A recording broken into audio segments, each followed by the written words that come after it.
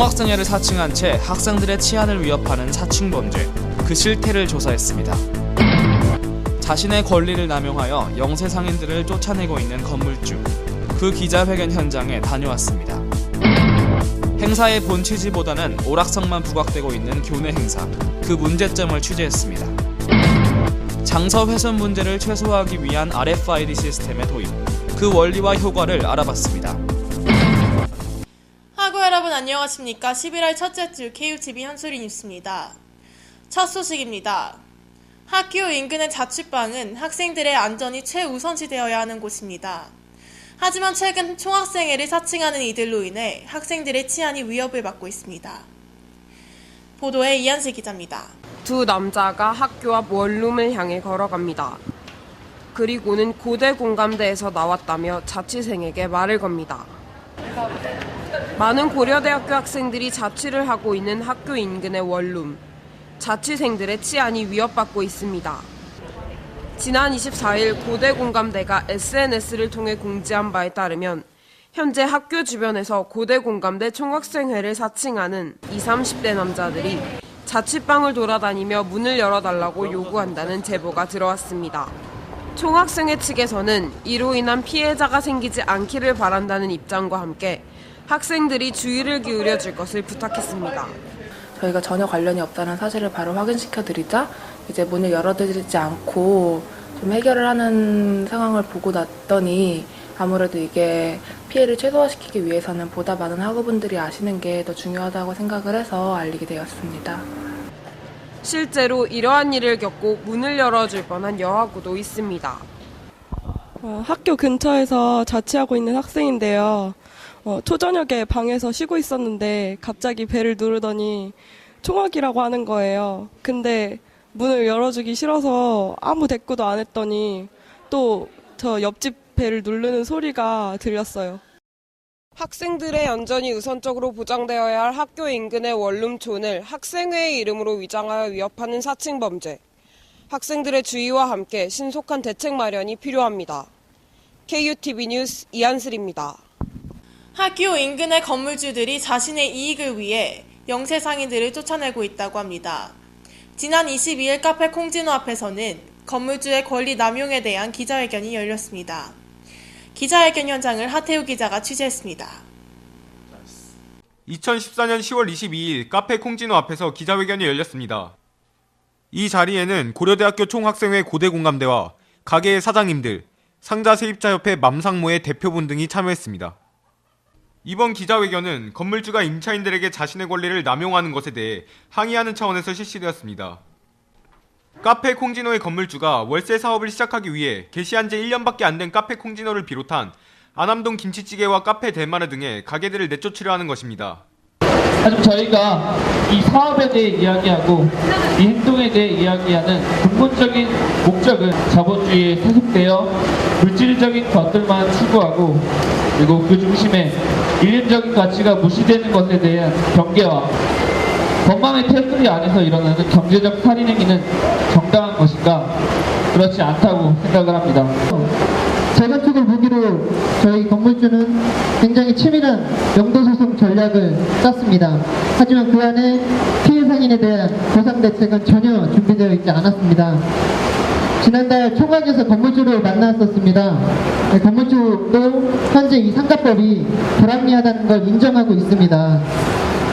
재건축 주장만으로 수십 명의 생존권이 박탈당하는 지금의 상가법 사회적 합의가 필요하다라고도 말을 했습니다. 상가세입자도 500만 명입니다. 그런데 지금 상가세입자를 위한 어떤 조치나 법안들은 너무나 미흡합니다. 건물주는 재건축에서 이전보다 더 많은 임대료 받겠다고, 더 많은 수익이 없겠다고 재건축하면서 당사하던 상인들은 일원 한 푼 보장 없이 나가라고 합니다. 우리의 생존권의 문제입니다. 법이 잘못되어 있어서 잘못된 법과 제도가 당사하던 사람들을 삶의 벼랑으로 낭떠러지로 밀어놓고 있습니다. 임차인의 권리를 보호하기 위해 5년 동안 가게 영업을 보장하는 상가 건물 임대차 보호법이 제정되어 있지만 재건축을 하는 건물에는 통용되지 않는 등 많은 허점이 존재합니다. 평소에 되게 델마르를 자주 찾았는데 없어진다고 하니까 되게 아쉽고 이렇게 대책 없이 쫓겨나는 상황에 대해 대책이 필요할 것 같아요. 고대 공감대는 개운사길에 플랜카드를 걸어놓고 대자보를 게시하는 등 임차인들의 권리를 보호하기 위해 다양한 활동을 실시하겠다고 밝혔습니다. KUTV 뉴스 하태우입니다. 올 한 해 동안 민주광장에서는 여러 차례의 행사들이 열렸습니다. 하지만 이에 대해 행사의 본 취지를 이해하기보다는 단순한 오락성에 집중하고 있다는 우려의 목소리가 나오고 있습니다. 보도에 김자연 기자입니다. 지난 10월 28일과 29일에는 문화적 불평등을 해결하겠다는 취지 아래 문화 엑스포가 개최됐습니다. 낮에는 DIY 체험존, 엑스포존, 스포츠 레저존, 기부존 등 학생들이 원하는 활동을 선택해 즐길 수 있는 부스 사업이 진행됐고, 저녁에는 학생들이 직접 모델이 된 화려한 패션쇼와 스마트폰 영화제, 수익금을 전액 기부하는 기부경매와 공개 라디오 등 본격적인 무대 공연이 선을 보였습니다. 학생들은 점점 추워지는 날씨에도 무대를 즐기며 자리를 지켰습니다. 그러나 일부 학생들은 축제의 의미가 퇴색된 채 단순 오락성 사업으로 끝나는 것이 아니냐는 우려를 표명했습니다. 민주광장에서 많은 행사들이 있었는데 이번 행사도 볼거리는 많았지만 문화 엑스포라는 의미가 잘 와닿지 않았던 것 같아요. 실제로 문화 엑스포를 홍보하는 플랜카드에는 행사의 목적이 남아있지 않습니다. 고대 공감대 역시 홍보 책자에 간략하게 소개 문구를 적어 놓았을 뿐 그 외의 홍보 활동은 없었습니다. 학우분들이 체감하실 수 있도록 다양한 문화들 학교 내에서 이루어질 수 있도록 하기 위해서 이렇게 행사를 준비하게 됐습니다.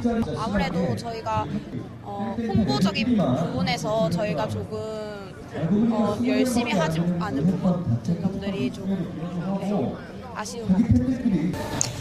학생들이 기획하고 학생들이 향유하는 문화사업, 즐거운 축제로만 기억되기보다 그 의미를 되새기는 기회가 되기를 희망합니다. KUTV 뉴스 김자영입니다. 도서관에서 훼손된 장서를 빌려 불편하셨던 경험 있으십니까? 본교에서는 장서 훼손 문제를 해결하기 위해 RFID 시스템을 도입한다고 합니다. RFID 시스템에 대한 원리와 그 효과에 대해서 이혜은 기자가 취재했습니다. 본교 중앙도서관에서 제출한 도서들입니다. 책장을 펼치자 펜으로 밑줄 치고 필기를 한 흔적이 보입니다. 낱장이 떨어져 있는 등 훼손 상태가 심한 도서들도 있습니다. 예전에 제가 경제학 원론이라는 책을 빌렸는데 목차가 잘라져 있어가지고 찾아보면서 공부하기 되게 불편하더라고요. 그래서 좀 책 관리를 다들 자기 책처럼. 자료 훼손은 본교 도서관의 고질적인 문제입니다. 본교 도서관이 한 학기마다 파악하는 훼손 도서의 양은 약 500여 권에 달합니다. 한편 본교는 11월 초부터 RFID 시스템을 도입하여 무인도서 반납기를 설치할 예정입니다. 무인도서 반납기는 이미 과거의 자료 훼손과 분실 문제로 철거된 적이 있습니다. 이에 대해 중앙도서관 학술정보열람부는 이번에 도입되는 반납기는 책의 무게에 따라서 밑바닥이 점점 내려가는 구조로 반납기 문제로 인한 파손의 가능성이 거의 없다고 밝혔습니다. 또한 RFID 시스템 도입으로 자료 대출과 반납이 시스템적으로 처리되어 자료 훼손과 분실에 대해서 추적할 수 있습니다. 이번에는 일단 RFID 시스템을 도입하면서 자료가 반납이 시스템적으로 처리가 되는 건입니다. 그렇죠. 누가 반납 제출했고 누가 반납했는지가 정확하게 나오니까 면대면과 거의 유사하다라고 보시면 됩니다. 본교 도서관은 학칙으로 자료 훼손 행위에 대하여 출입 및 대출 중지를 규정하고 있습니다. 그러나 학생이 부인할 경우 책임을 밝히기 어려워 실질적인 제재 방법은 없는 실정입니다. 학우들이 스스로 도서관 자료를 소중히 다루는 자세가 필요합니다. KUTV 뉴스 이혜은입니다. 이것으로 11월 첫째 주 KUTV 한소리 뉴스를 마치겠습니다. 시청해주신 학우 여러분 감사합니다.